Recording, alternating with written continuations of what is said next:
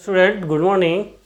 आइए आज आपको एक नया टॉपिक बॉड मास इसके बारे में आपको बता रहे हैं। ये आपको क्लास 7th 8 9 10 कंपटीशन जहाँ भी जाएंगे ये आपको पीछा करेगा। इसलिए यह मैथमेटिक्स का क्या है, यह लाइफ है। आप इसको जो बोलिए, इसके बिना मैथमेटिक्स एक कदम आगे नहीं चल पाता है। क्यों? क्योंकि बॉड मास के बिना कोई भी सॉल्यूशन आप नहीं कर सकते।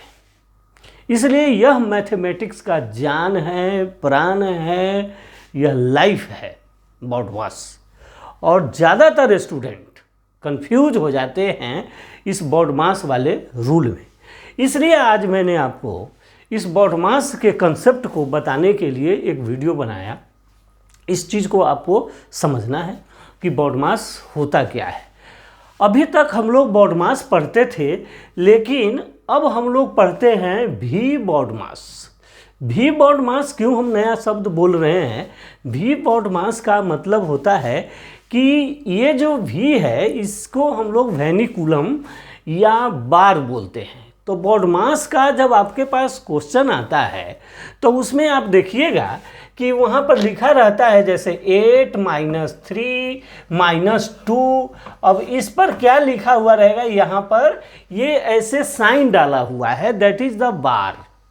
ये जो होता है बार, इसको या तो आप वेक्टर बोल सकते हैं या वेनिकुलम बोल सकते हैं या बार बोल सकते हैं। आपको जो बोलना है बोल सकते हैं, लेकिन जनरली हम लोग बार इसको बोलते हैं। ऊपर से जो अंडरलाइन किया हुआ रहता है, या आप इसको वेक्टर बोल लीजिए। अब यहाँ पर क्वेश्चन आता है कि यह जो लाइन दिया हुआ है यह सबसे पहले मैथमेटिक्स में या कैलकुलेशन में सॉल्व किया जाता है। सबसे पहले यह सॉल्व किया जाता है। तो बॉड मास में सबसे पहले क्या? वी वेनिकुलम या बार या वेक्टर, ये चीज़ को हम सबसे पहले सॉल्यूशन करते हैं। इसीलिए हमें वी बॉड मास बोल रहे हैं। क्या बोल रहे हैं? वी बॉड मास। अब आइए पहले हम लोग वी को समझते हैं कि वी बॉड मास मतलब यह क्या है। यह बार के बारे में हम लोग पहले समझें कि जैसे अगर मान लीजिए कि यही क्वेश्चन अगर 8 - 3 - 2 अगर लिखा हुआ है, अगर बार नहीं डाला हुआ है, तो इसका क्या आंसर होगा? इसका आंसर होगा 8 और यह -3 और -2 -5, और इसको 8 में से 5 जब आप माइनस करेंगे तो इसका आंसर आएगा 3।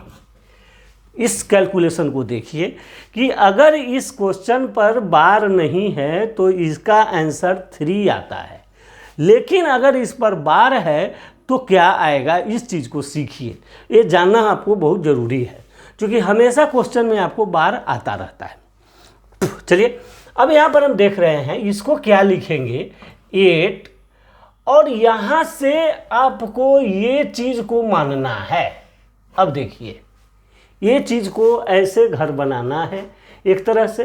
तो अब क्या लिखा हुआ है? 3 - 2। तो 3 - 2 क्या होगा? 1 होगा। तो ये 8 - 1, और 8 - 1 = 7। तो यहाँ आंसर हमारा क्या आ जाएगा? 7 आएगा। देखिए ये बार का कितना डिफरेंस होता है। यहाँ पर हमारा आंसर 3 आता है और यहाँ पर आंसर हमारा 7 आता है। तो ये वैल्यू होता है बार का, कि बार हमारे आंसर को चेंज कर देता है। क्या कैलकुलेशन करना है यह ध्यान से रखना है। जैसे देखिए ये 3 क्या है? -3 है, लेकिन आपको यहाँ पर माइनस नहीं लेना है, ये 3 अकेला है। यह देखिए यहीं तक बार है, तो जहाँ तक बार है उसी डिजिट को लेना है, उसके पीछे के साइन को नहीं लेना है। ये साइन, ये 3 एज इट इज रहेगा, और इसको हम ऐसे ही बार के साथ यूज करेंगे। हेलो, इस बात को समझिए समझिए समझिए। अगर समझ गए तो आपका खेल ख़त्म है। तो बाकी बार के बाद आपको पता है बार के बाद क्या होता है, bracket, of, division, multiplication, addition और सब्ट्रैक्शन, ये सब कुछ होता है जिसको आप जानते होइएगा।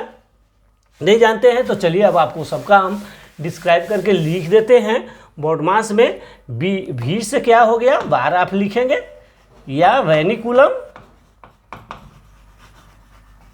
वैनिकुलम या वेक्टर भी कह सकते हैं, तीनों में से कोई भी नाम हम बोल सकते हैं, वेक्टर भी बोल सकते हैं इसको। तीसरा क्या है, बी से क्या होगा, ब्रैकेट। अब देखिए आपको पता होगा ब्रैकेट 3 तरह का होता है।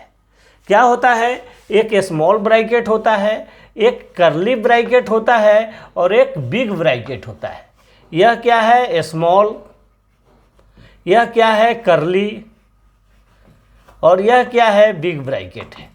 तो इस तरह से आप तीनों का नाम जानिए। और सबसे पहले स्मॉल का सॉल्यूशन होता है, उसके बाद कर्ली ब्रैकेट का होता है, चाहे मिडिल ब्रैकेट का होता है, और उसके बाद बिग ब्रैकेट का सॉल्यूशन होता है। ब्रैकेट को आप कोष्ठ भी बोल सकते हैं हिंदी में। तो बी से bracket, there are 3 types of the bracket, ये आप जानते होइएगा कि ब्रैकेट 3 तरह का होता है, small bracket, middle bracket, capital bracket. या स्मॉल ब्रैकेट, मिडिल ब्रैकेट को आप कर्ली ब्रैकेट भी बोल सकते हैं, चूँकि ऐसे घुमा हुआ रहता है इसलिए कर्ली भी बोलते हैं लोग। और दूसरा क्या है, ये कैपिटल ब्रैकेट होता है। और ब्रैकेट हो गया। ओ है, ओ से क्या होता है, ऑफ होता है। ऑफ का मतलब होता है मल्टीप्लाई, ऑफ का मतलब मल्टीप्लाई। जहाँ भी ऑफ लिखा हुआ है इसका मतलब है कि हम लोग वहाँ मल्टीप्लाई करेंगे। तो इस तरह से आप मल्टीप्लाई कर सकते हैं। ओ के बाद क्या हो गया, अब डी हो गया। डी से आपको आता है डिवीजन, मतलब डिवाइड करना है। डिवीजन मतलब ये डिवाइड होता है। और ओ के बाद BODM, एम से क्या हो जाएगा, मल्टीप्लिकेशन। आप लिख सकते हैं मल्टीप्लाई चाहे मल्टीप्लिकेशन। और ए से क्या हो गया, एडिशन। ए से क्या होता है, ऐड बोल सकते हैं, चाहे एडिशन बोल सकते हैं।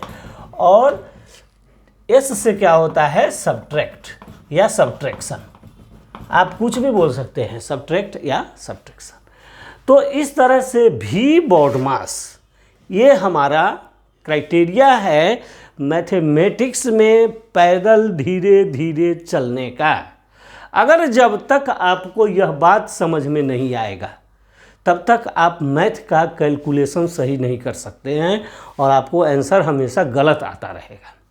तो इसलिए आज हमने इस टॉपिक पर डिस्कस किया और इस बात को आपको समझाया। जैसे देखिए कि हमारे क्वेश्चन में होता क्या है कि ज़्यादातर क्वेश्चन में प्लस, मल्टीप्लाई, डिवाइड, सब्ट्रैक्शन सब कुछ आया हुआ रहता है और हम उस समय कंफ्यूज हो जाते हैं कि अब हम करें तो क्या करें, किसका सॉल्यूशन करें, क्या न करें।